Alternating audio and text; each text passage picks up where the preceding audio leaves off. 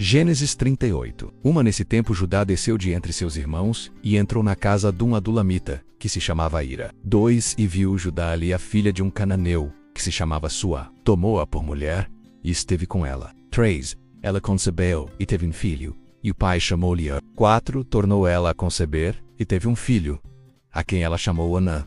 5. Teve ainda mais um filho, e chamou-lhe Selá. Estava Judá em Quezibe quando ela o teve. 6. Depois, Judá tomou para Arô, o seu primogênito, uma mulher, por nome Tamar. 7. Ora, o primogênito de Judá era mau aos olhos do Senhor, pelo que o Senhor o matou. 8.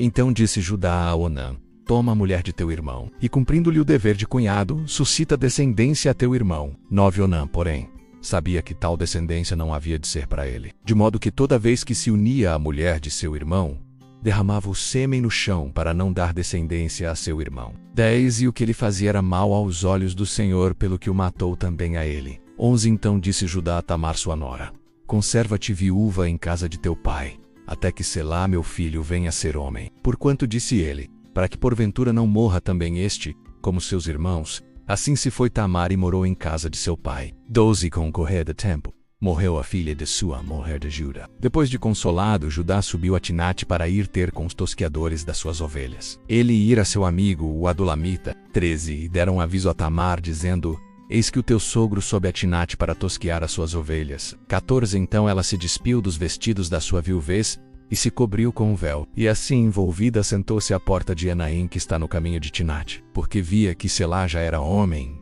e ela lhe não fora dada por mulher. 15. Eu vi lá, Judá julgou que era uma prostituta, porque ela havia coberto o rosto. 16. E dirigiu-se para ela no caminho, e disse: vem, deixa-me estar contigo.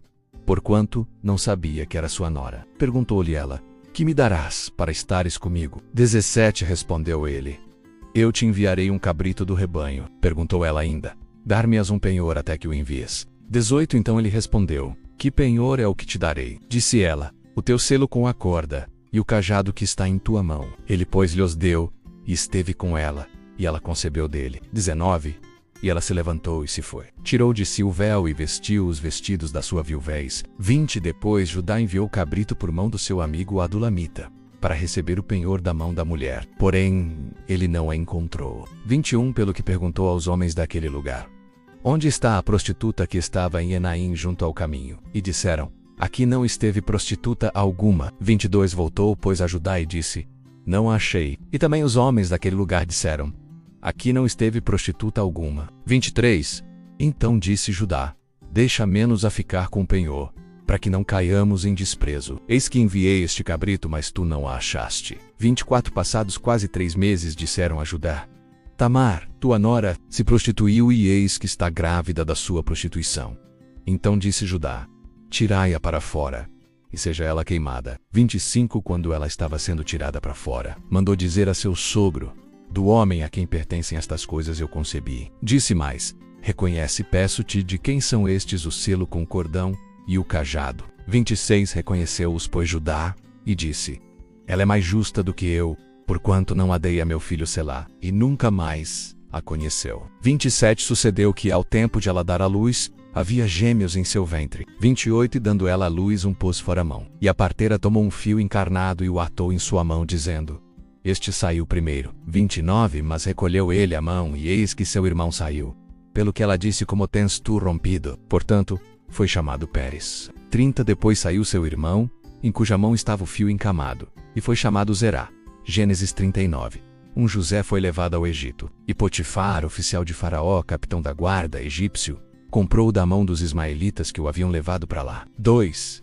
Mas o Senhor era com José, e ele tornou-se próspero, e estava na casa do seu senhor, o egípcio. 3.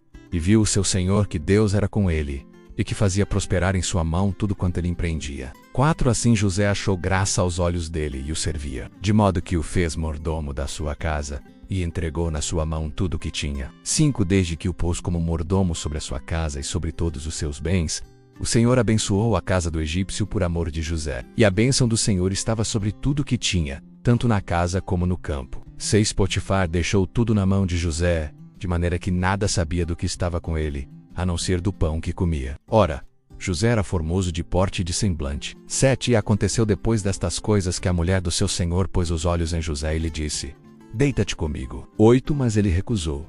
E disse à mulher do seu senhor: Eis que o meu senhor não sabe o que está comigo na sua casa. E entregou em minha mão tudo o que tem. 9. Ele não é maior do que eu nesta casa, e nenhuma coisa me vedou, senão a ti, porquanto é sua mulher. Como, pois, posso eu cometer este grande mal e pecar contra Deus? 10. Entretanto, ela estava com José dia após dia. Ele, porém, não lhe dava ouvidos, para se deitar com ela ou estar com ela. 11. Mas sucedeu certo dia que entrou na casa para fazer o seu serviço, e nenhum dos homens da casa estava lá dentro. 12. Então ela, pegando pela capa, lhe disse: Deita-te comigo. Mas ele, deixando a capa na mão dela, fugiu, escapando para fora. 13. Quando ela viu que ele deixara a capa na mão dela e fugira para fora. 14. Chamou pelos homens de sua casa e disse-lhes: Vede, meu marido trouxe-nos um hebreu para nos insultar. Veio a mim para se deitar comigo, e eu gritei em alta voz. 15. E ouviu-se para ela no caminho, e disse: Vem, deixa-me. Deixou aqui a sua capa e fugiu, escapando para fora. 16. Ela guardou a capa consigo, até que o senhor dele voltou a casa. 17. Então falou-lhe conforme as mesmas palavras, dizendo: O servo hebreu que nos trouxeste veio a mim para me insultar. Arimos. Levantando eu a voz e gritando, ele deixou comigo a capa e fugiu para fora. 19. Tendo o seu senhor ouvido as palavras de sua mulher, que lhe falava, dizendo: Desta maneira me fez teu servo, a sua ira se acendeu. 20. Então o senhor de José o tomou e o lançou no cárcere, no lugar em que os presos do rei estavam encarcerados. E ele ficou ali no cárcere. 21. O senhor, porém, era com José, estendendo sobre ele a sua benignidade e dando-lhe graça aos olhos do carcereiro. 22. O qual entregou na mão de José todos os presos que estavam no cárcere. E era José quem ordenava tudo o que se fazia ali. 23. E o carcereiro não tinha cuidado de coisa alguma que estava na mão de José, porquanto o Senhor era com ele, fazendo prosperar tudo quanto ele empreendia.